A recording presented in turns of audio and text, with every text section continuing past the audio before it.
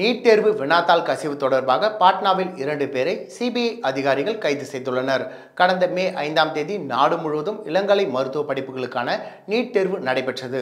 அதில் வினாத்தாள் கசிவு உட்பட பல்வேறு முறைகேடுகள் நடந்ததாக புகார்கள் எழுந்தன. இந்த விவகாரம் தொடர்பாக ஏற்கனவே பீகார் மாநிலத்தில் சிலர் கைது செய்யப்பட்டுள்ளனர். மேலும் சிலரிடம் விசாரணை நடந்து வருகின்றது. முறைகேடு தொடர்பான இந்த வழக்கை சிபிஐக்கு மாற்றி மத்திய அரசு உத்தரவிட்டது. அதை ஏற்று சிபிஐ அதிகாரிகள் வழக்கு பதிவு செய்து விசாரணை நடத்தி வந்தனர்.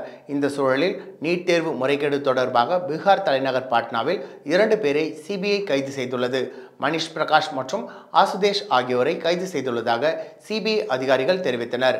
நீட் முறைகேடு தொடர்பாக சமீபத்தில் சிபிஐ விசாரணையை துவக்கிய நிலையில் இந்த விவகாரத்தில் முதன்முறையாக 2 பேரை சிபிஐ கைது செய்துள்ளது. இவர்கள் கொடுக்கும் தகவல்கள் அடிப்படையில் வழக்கின் அடுத்த கட்ட நகர்வுகள் இருக்கும் என்று எதிர்பார்க்கப்படுகிறது.